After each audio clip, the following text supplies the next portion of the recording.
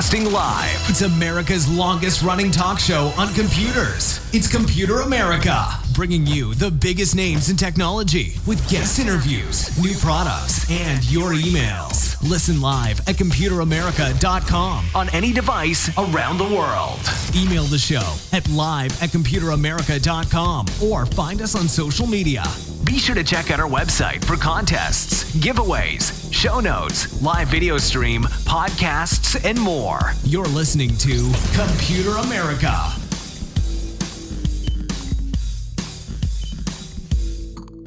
Hello and welcome everyone into the Computer America Show. We are the nation's longest running, nationally syndicated radio talk show on computers and technology turned podcast.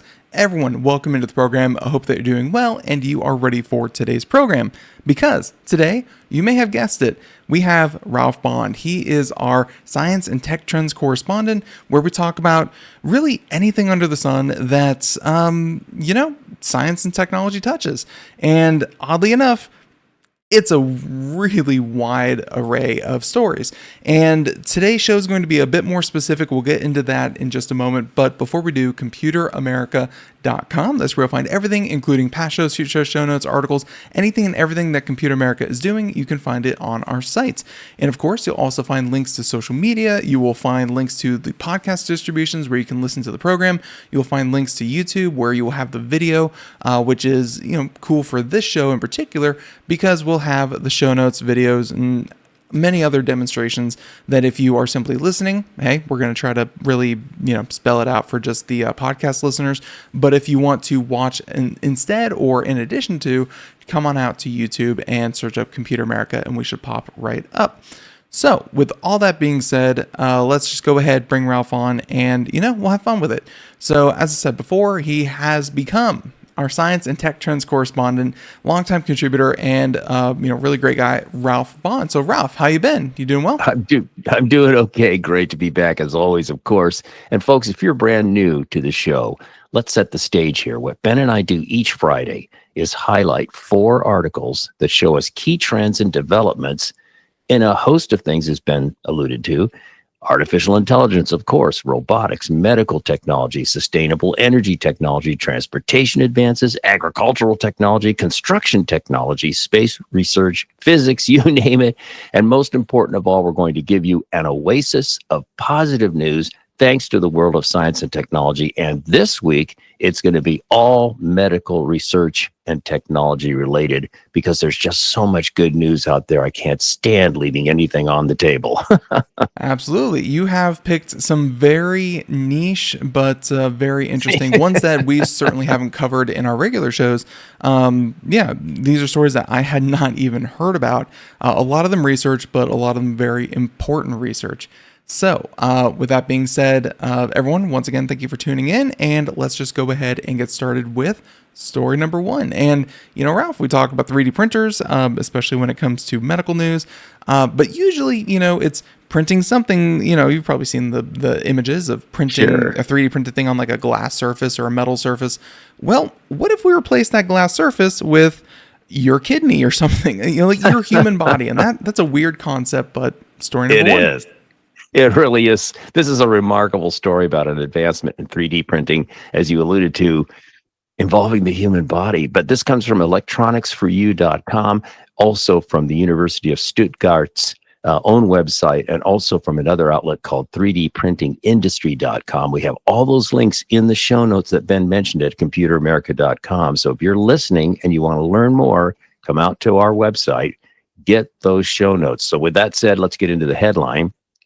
3D printer prints living tissue inside human body. Subhead: a micro-optics breakthrough enables in-body 3D printing of living tissue using laser-guided bio-inks through a fiber thinner than a pencil lead. Now, time out. If you're watching them, you're going to see the image that was provided with the article showing a pencil tip and the little fiber, and it's much, much, much thinner than a pencil lead. So I wanted to make that comment right off the top.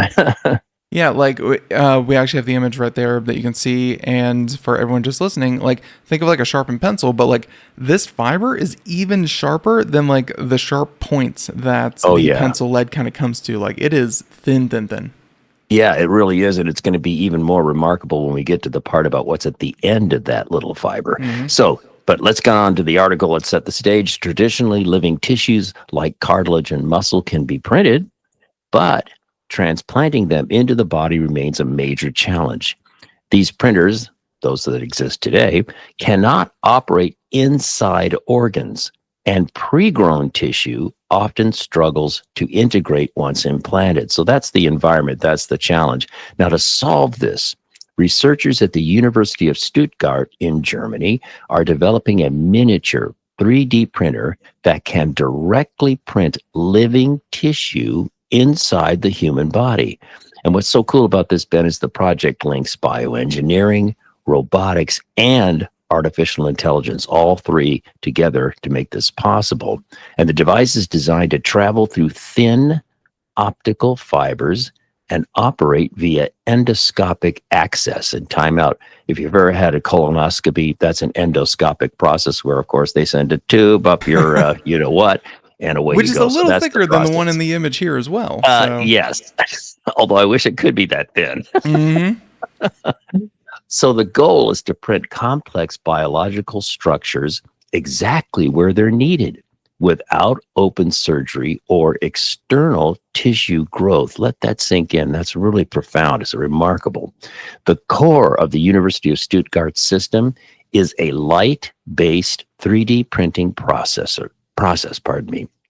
Laser light is guided through a glass fiber, the one that's shown in the picture, and at its tip, get ready for this. At its tip sits a 3D printed lens no larger than a grain of salt. What? Wow. It is incredibly small, and I guess that's a good way. It's hard to really describe to people, what it's going to look like, because a grain of Yeah. salt, you can kind of imagine, but it's so tiny.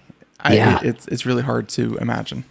And its miniature qualities is what makes this possible to go into the body, to the site in question, and then bioprint living tissue. Wow.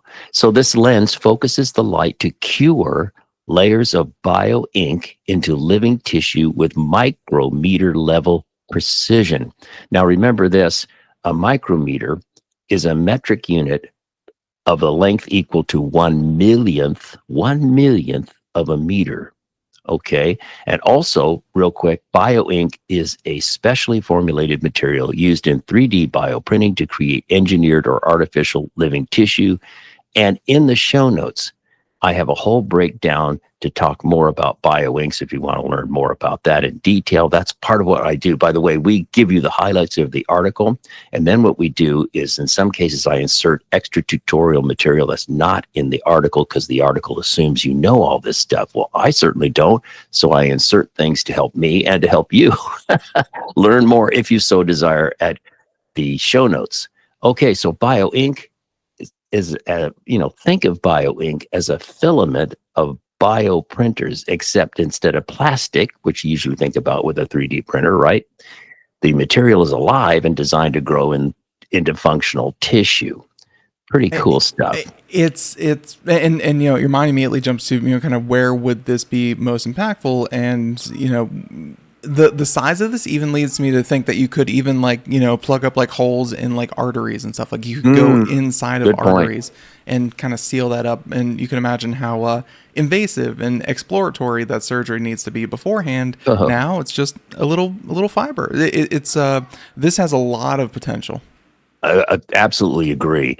And going on here, because the light can be shaped and controlled through the fiber, it can print complex cellular structures in confined areas inside the body.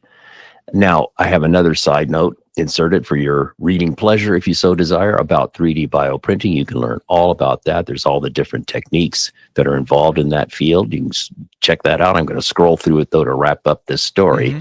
The team at Stuttgart University aims to refine the printing resolution and develop biodegradable bioinks that safely integrate into human tissue. And the next step is to combine this capability with biologically compatible materials to make it usable for regenerative medicine. Regenerative medicine is such a great field these days. Talk about a key trend to watch. And to wrap this up further here, the long-term goal is to create a medical tool that can build or repair tissues inside the body using precision, photonics, and micro-optics. Wow, University of Stuttgart, salute. And you can imagine. So, Ralph, do you remember a story a while ago about actually, I think there's been a couple where like surgeons go in and they like stitch their initials into people's kidneys and stuff, and they do stuff like that.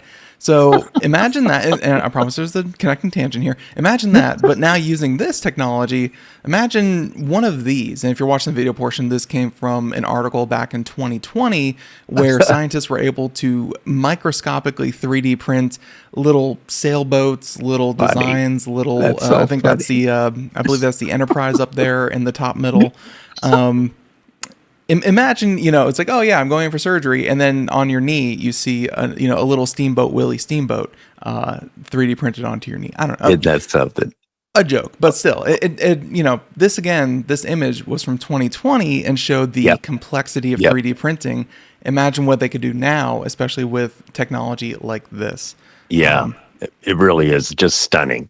Yeah, I was kind of joking, but at the same time, I wanted to emphasize that, when they say they can make complex structures, they really can make complex structures. So, yes. Very, very cool. And again, the sources for all that in the show notes over at Computer America. Check it out if you don't believe us.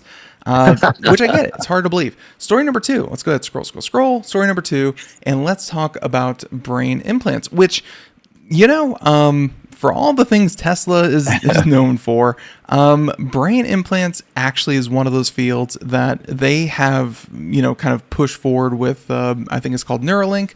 And I think as a side effect, other universities, other organizations are trying to look at neural implants, which have been a thing for a couple of years to treat, certain kinds of epilepsy and whatnot, certain kinds of, seizures. But it's getting more interest for different kinds of, ailments and, advances. So let's talk about brain implants, but this one from Abu Dhabi. There you go.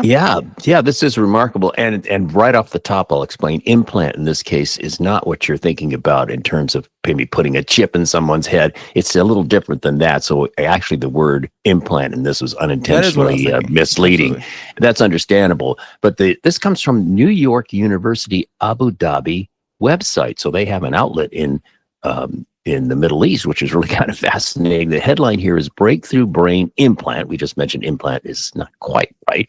Breakthrough Brain Implant from New York University Abu Dhabi enables safer, more precise drug delivery. So we're talking about a delivery system, not an implant of a chip or something like that. We have links to the news, of course. And we have a link to the research paper, which, by the way, does require a subscription, but nonetheless, it's there if you're a real geek and dedicated and want to dig into this. So let's get into this. Researchers at NYU Abu Dhabi have developed a new type of brain implant that can deliver drugs to multiple regions of the brain with high precision, offering fresh possibilities for the treatment of neurological disorders. Now, side note, New York University Abu Dhabi is officially part of New York University. It's a degree granting portal campus with NYU's Global Network University alongside NYU's campuses in New York and Shanghai. So New York University is a global outfit, which is really kind of cool. I didn't know that. I thought that was a cool little side note in this story. Mm-hmm. And the device is called Spiral, which of course is an acronym. You have to have an acronym to be taken seriously in the world of science and technology. So the acronym stands for Strategic Precision Infusion for Regional Administration of Liquid. Spiral.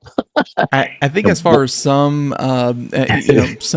abbreviations go, that one's more on point than some that we've seen. Yes, and it's easier to say. Spiral. I like that. So what is Spiral? Well, it's a thin, flexible tube designed to release medication at several points inside the brain. And the image shows a researcher holding a flashlight up to a pair of tweezers, holding this tiny, tiny little spiral device, which is really it gives you an idea of the size of this thing. If I were to describe it to someone who's simply listening, I would say think of it like dental floss. Obviously it's holding its shape, but about the size and the consistency of dental floss. You're right. It is very, very small. So this approach allows doctors and scientists to reach larger and more complex areas of the brain tissue than current tools, while keeping the implant small and minimally invasive. So they published a paper in the Journal of Neural Engineering. We have a link to that. The study shows how Spiral uses carefully designed openings along its structure to release medication in a controlled way. And Ben, you just clearly mentioned the tininess of this thing. Well, that curly pigtail kind of curly Q tube-like thing has perforations. So it's a cavity with perforations that can dispense liquid medication. What? It's tiny. It seems like they're trying to get the liquid to come out multiple places instead of one, so there's less inflammation. And you can imagine in the brain, you don't want everything kind of just pooling in one spot. It's the brain has a hard enough time doing its job. Why make it harder? That's true. So the team combined, advanced computer modeling with extensive laboratory testing to confirm the device's safety and effectiveness. Now, here's the key point. The implant did not cause higher levels of inflammation compared to standard devices, suggesting it could be safely used for long-term treatment. Long-term. Yeah, that's interesting. As a research assistant and co-author of the paper noted, quote, our design solves a big problem with existing brain implants. Again, we're talking about devices that could, technologies that go into the brain to dispense medication in this case. And he goes on to say, which usually these devices deliver drugs from just 1 or 2 points. Spiral makes it possible to distribute drugs more evenly across larger regions while still being safe and minimally invasive. So that's the really big benefit. Yeah, silly me. Obviously the researcher in the image is, and much like a picture book, I didn't really think about anything else other than what I'm seeing here. Ralph, I'm thinking, just from that, the researcher's statement, they're showing a small section, but this could probably be the length of the brain. This could probably go through, all the way over the brain so that it administers the drug, through, over an area of, many, many inches instead of just a particular injection point. Yeah, that's an interesting point. Yeah. So that makes sense that, they're showing like a little 1-inch segment, but what if that segment was actually, 8 inches long and went over the entire length of the brain? Well, could be. That's a good point. That could be the case. Structurally, there's really no reason why that couldn't be the case. We'll have to see what they do with this. And then to wrap things up, looking ahead, NYU Abu Dhabi Spiral could also be adapted to provide electrical stimulation or other advanced therapies, potentially benefiting people with conditions such as epilepsy, Parkinson's disease, and other neurological disorders. So, fascinating story because of its source in Abu Dhabi. I think that's kind of cool, and also its potential. Pretty cool.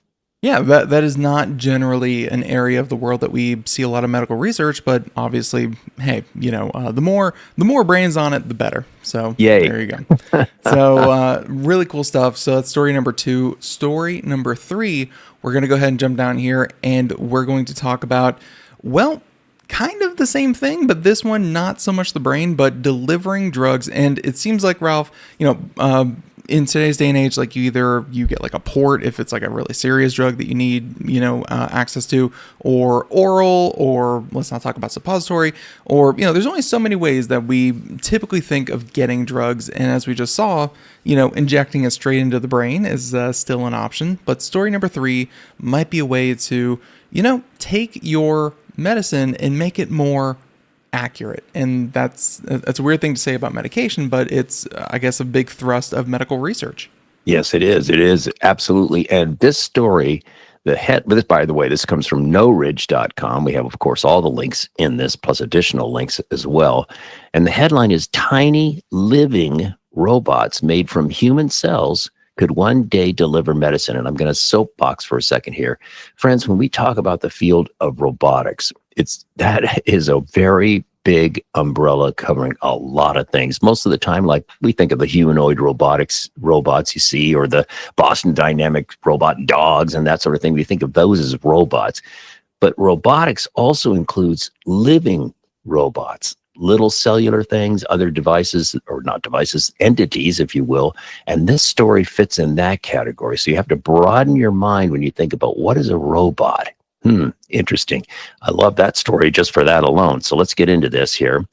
So it says here, imagine tiny living robots swimming through your body to deliver medicine right where it's needed. And we've seen so many other techniques to do the same thing, right, Ben? We've seen things guided by magnetics, and we've seen things guided by sound and all kinds of things like this. In this case, we're dealing with living cells. Yeah, there's some that are like powered by like glucose, and they run like little motors, and they kind of pick up. I think we did one about sperm, where it kind of picked up the sperm and actually delivered it to the egg, so that you could artificially inseminate that way. Like it's tons of, like you said, the idea of a robot is really anything that you can think of when it comes to medical tech. It's so true. It's so true. So here we go. Scientists at Carnegie Mellon University are moving closer to making that vision a reality. That is the idea of little swimming, living things, delivering things in a robotic way throughout your body. And they're doing this with the creation of an innovative biobot, biological robot, if you will. Biological robots, or biobots, are man-made living machines that can move on their own and perform tasks. In earlier research, scientists built biobots that relied on muscle fibers, which contract and relax like real muscles to create motion to help the little device go through the body. I shouldn't say device, because device sounds artificial. We're talking about a living thing. But the Carnegie Mellon team has taken a completely different approach using cilia. Wow.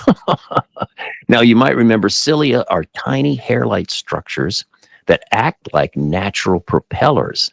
In our lungs, they sweep away mucus and debris. That's usually where I think of cilia right away. And in fact, in the show notes, I inserted a generic image of cilia in the human lung. So it's those little fibrous hair-like things that sweep away mucus and debris from our lungs. So keep that in mind as we go further here. Now, in water-dwelling creatures such as paramecium, cilia beat rhythmically to help them swim. And we have a little generic image of a paramecium here. You can see around the edge, the cilia. And if you're just listening to us as a podcast, once again, come out, get the show notes. You can see exactly what we're talking about. Now, Ben, this gets really interesting. For scientists, using cilia as a propulsion system seemed promising. The problem, however, was figuring out how to shape and arrange these cilia-powered robots so that they would move in predictable ways. This gets even more amazing. Yeah, because I guess they know the mechanism that it operates on, but cells kind of just float around, do their own thing. They're kind of doing their thing. But to direct it, that makes sense. Yes. And I got to say, this is, once again, another key trend of just looking at nature and saying, hey, nature does little tiny hairs that propel these cells. Why don't we do tiny little hairs that propel our robot? Ben, I'm so glad you brought up that point again and again and again, especially in the last, say, month or so. We've seen story after story where scientists and researchers are looking at nature and saying, well, paramecium can do it this way. Maybe we can use something like that. And exactly what's going on here. So the strategy they developed involves building robots out of small spherical clusters of lung stem cells called tissue spheroids. Wow. By carefully arranging these spheroids, if I could say this on a Friday morning, into different shapes, the researchers can control where the cilia are located on the robot's surface. Now, this gets to be pretty curious, pretty interesting. So stay with me on this. To fine-tune this even more, they could use some spheroids with a genetic mutation that makes the cilia in that region non-functional. So if you want to direct a sphere that has cilia and you want to make it go a certain direction, deactivate part of the surface so that it causes it to move in the direction you want. I know this is really, really weird, but just let that sink in. I mean, it sounds very complicated, but I guess, at the end of the day, it's all organic. So like, even if you kind of lose it, I guess it's not that, but it obviously has a payload of medicine that has to get to where it needs to go. But like at the end of the day, and I'm sure it'll get to it. But like, it doesn't really matter. It's just going to be broken down. It's natural. It's not like, oh no, there's a lithium body floating around in your, there's a lithium battery floating around in your body somewhere. No, it's just another cell. Yeah, and the whole idea of genetics, using genetics to selectively deactivate the cilia on a certain part of the surface of the sphere, Complex. just blows my mind. So these agrobots, that's AGGRE bots, are not only controllable, but also entirely made of biological material. To your point, Ben, this makes them both biodegradable and biocompatible. That there's two things going on. It's one thing to degrade naturally after the job is done, but also to not freak out the rest of the cells in the body. That's biocompatible. These key features, if they are ever to be used in these are key features that must be biodegradable and biocompatible to ever be used inside the human body. And then in the show notes, I have more information about what are agrobots, if you want to learn more about that. But to wrap things up, according to the Carnegie Mellon University researchers, agrobots could one day travel through complex bodily environments to deliver drugs or perform medical interventions. Wow. There is a lot to unpack there, but Yes. at the end of the day, I think the end of it saying, it can deliver drugs or perform medical interventions, which just means, hey, we don't need to know how to use this. Doctors get trained on this kind of stuff all the time, and hey, if they can treat people better, faster, easier, and make it, recovery that much better, great for everyone. So yeah. Medical technology, and really that's what this whole show today, Ralph, as you outlined at the beginning, is about, is you can look at technology and be fearful for what AI is going to do to everything. You can be fearful of what surveillance, you can be fearful about every other day of the week here on Compute America about what technology is doing. But medical technology, it's just, hey, how do we improve people's lives, outcomes? Yeah. How do we improve medicine? And that's just great. So Yeah. And that brings up a point that we often raises, and we said it briefly in the beginning in the setup. All of these stories should give you great hope, great encouragement, and great appreciation for the positive side of artificial intelligence and other technologies that we have at our disposal now. Absolutely. And so we're going to go ahead and jump over to story number 4, which I guess we don't have to say last story of every show is usually medical technology, but hey, it is again. So, so there was a story that made headlines, I believe yesterday. That was Nike. I don't know if you saw that, Ralph. No, I haven't seen that. Nike unveiled, and I have it up here on the video, cool. and I'll include it in the show notes. Not this story, but this is Nike unveils Project Amplify, the world's first powered footwear for running and walking. Wow. Yeah, and Ralph, it has like a little spring in it and a little battery, and it's supposed to kind of assist with your foot movement to help you walk and run a little bit faster and a little bit better. Still in research, not a real product, but they're just kind of showing what even Nike is trying to do with their shoes. We're going to cover a story about, kind of technology in footwear that could help people. It's not going to be the story that was released just yesterday, but rather something a bit more scientific. So, well, yeah, no, that's fascinating about Nike. By the way, I'm live outside Portland, Oregon, and Hillsboro, Oregon, which is huge headquarters, not headquarters, but facilities for Intel. But then talk about Nike. Nike is an Oregon-based, Oregon original company.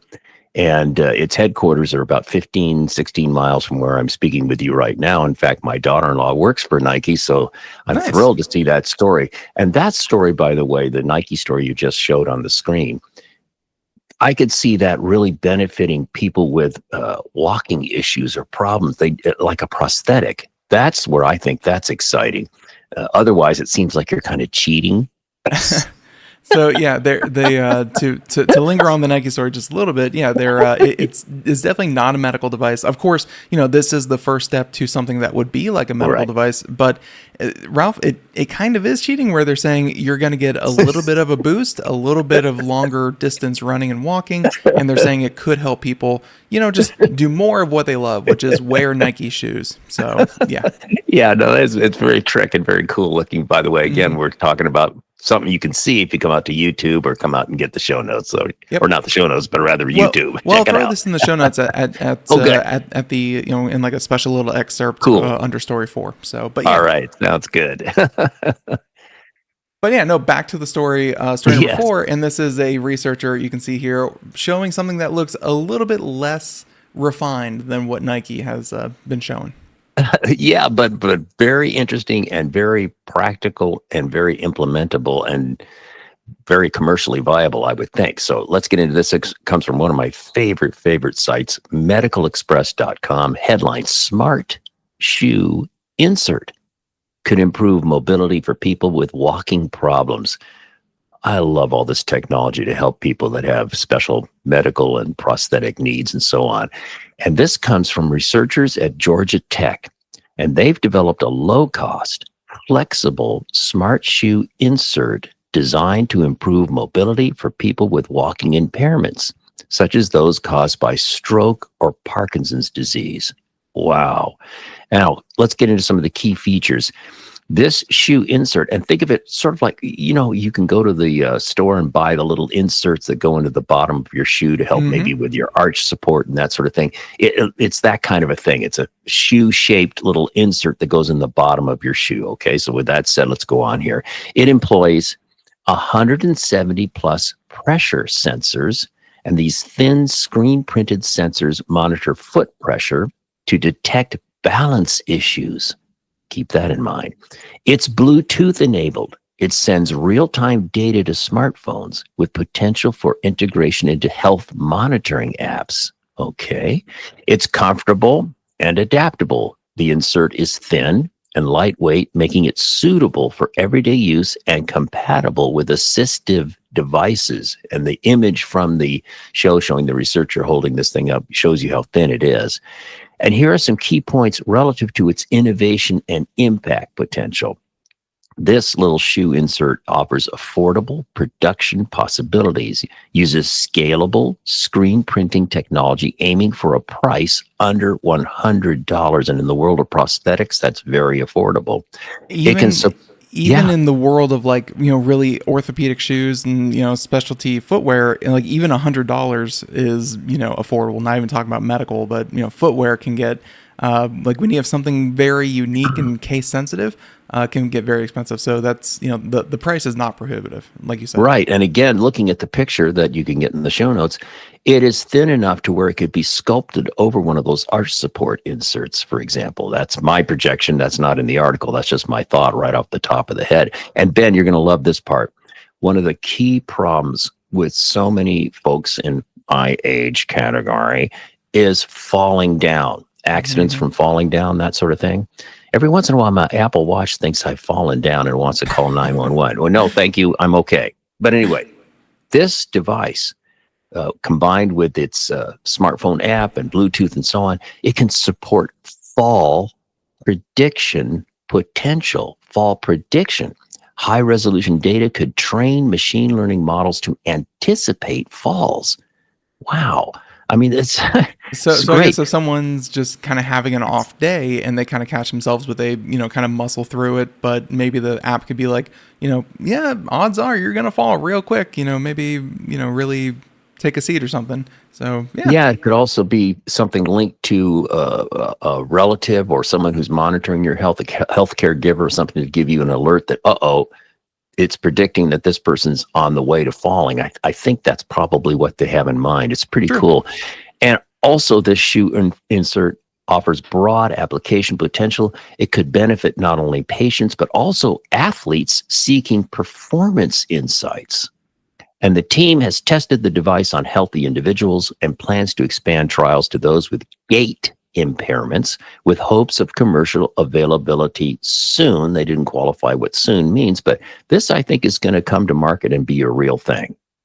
You know what it really reminds me of? Let's see. I'm trying to find an image that I can just pull up, and I can just pull up the image search, I guess. They have these at like CVS and stuff. You can kind of see a blurry image over there. Of course. The Dr. Scholl's kiosk that you can kind of say, you know, Ralph, you stand on it in your socks, hopefully, and it'll tell you, you're flat-footed, you have a high arch, that kind of thing, and it tells you what's best insert to kind of give. Yeah, Ralph, what this tells me, and like this came out, 10, 15 years ago. This technology that this gentleman is holding here in the picture, it seems like almost the same thing, where it has like, hundreds of pressure sensors. It can kind of tell what's going on in real time. It's like that entire kiosk, which is just made to sell you inserts. But yeah, no, it's an entire kiosk that has been broken down into just an insert. Like this is the miniaturization and the proliferation of sensors and technology. It's incredible. It's, just 10 years ago, big kiosk. Today, it's just an insert into your shoe. It's technology is really incredible. Yeah, and again, salute to Georgia Tech. Love it. Yeah, for sure. Really, really cool stuff. And it may not be the most. It's like, this isn't going to cure your cancer, but this could still save lives just all the same. So really cool story there. So, ladies and gentlemen, that's our 4 stories. I want to thank you so much for, kind of showing up and listening to our stories. I think all of them were really spectacular. And again, stories we had not covered and probably won't cover stories like these in our regular show. But hey, this is certainly, a nice, refreshing, positive spin on technology, which is just so hard to get nowadays. So if you're following along in the show notes that you can find out at Computer America, you may notice there's a whole nother section below called honorable mentions. And it's not that these stories aren't great. It's not that, it's like, well, Ben, I think that, a Jesus robot that can walk on water is more interesting than a shoe. No, look, these stories are not ranked. They're in no particular order, and honorable mentions deserve to be here just as much as anyone else. And you can find links to these in the show notes, as well as some of the key points that Ralph takes out of these. But you can find more down in the honorable mentions section. So Ralph, we'll at least give them the headlines. If they want to find out more, they can come out to the site and they can follow through with the show notes and find more themselves. But let's at least give them the headlines. You got it. There are 4 fun stories, as Ben said, and you can check it out in the show notes. The first one comes from scitechdaily.com, and it's actually a story written by the University of Virginia's School of Engineering and Applied Science. Get a load of this headline. Engineers create soft robots that can literally walk on water. Another example of nature inspired. You think those little bugs, what do they call those little bugs? I think they're called water walking bugs, water bugs, something like that. Water bugs are, the little guys that can scurry across the surface of the water. And they said, hey, that's an inspiration. Let's see if we can create a robot that can do the same thing. Check this story out. It's really fun, a really good one. Our next one, we'll have 4 honorable mentions. So number 2, from medicalexpress.com, again, one of my favorite sites, headline, first drug treatment for sleep apnea may be within reach. A drug treatment instead of all this gear that I have to put on every night. Oh, my Lord. It definitely catches your attention because you think of sleep apnea as like a mechanical problem where there's obstructions and physical things, but a drug treatment, that's crazy. I know. I'm very excited about that technology, and I hope the best for it. Next one comes from Electronics 360. Headline, bricklaying robot stacks 360 concrete blocks. It says just blocks, but they're actually concrete blocks. It can place them 360 an hour to speed up home building, and especially fire-resistant home building. That's important. Check that story out. There's several links in here, a link to the company website, a link to a really cool YouTube video. Check this out. It's a little fun if you're into construction technology, and I certainly am. And our last honorable mention comes from phys.org, phys, short for physics.org. This one's really cool, Ben. Tumbleweed rover tests demonstrate transformative technology for low-cost Mars exploration. We all know what a tumbleweed looks like. Check this robot out. What a great idea for ways to remember. We talked about a few weeks ago these kind of inflated ball robots that could go over all kinds of terrain on the moon or Mars or whatever. Here's this thing that's this whole kind of network of wires that sort of look like a spherical mesh of wires, thin little wires, inspired by Tumbleweed. Again, nature inspiring technology. Check that story out. It's just wonderful. Yeah, and of course we're gonna go ahead and play the outro music here. But yeah, imagine honestly kind of like like a slinky that you kind of form into a ball, and it has all the spokes and stuff. Yeah, yeah, very very similar to something like that. And hey, Ralph, I'm glad that Mars exploration is still on the table and that we're still talking about that. Because hey, there's still so much that we can learn there and have fun with. In fact, all these stories have so much potential, so much fun. And if you want to find out more, one last time, computeramerica.com, and you'll see the entire show notes. You'll see past shows that Ralph has done with us, and those shows also include stories that are still insanely relevant. You can check them out. He has done many, many shows with us, so if you're bored, if you have an entire weekend to kill and you want to spend it with us, hey, we encourage that. So with that being said, Ralph, thank you so much for joining us, and thank you for being our science and tech trends correspondent. Everyone out there, thank you for tuning in. We will catch you here next time, although at the end of October, I'm going to be out of office. That's my fault. My bad, everyone. But we'll be back first week of November. Everyone have a great time. See you then. Have a great Halloween. Bye, everyone.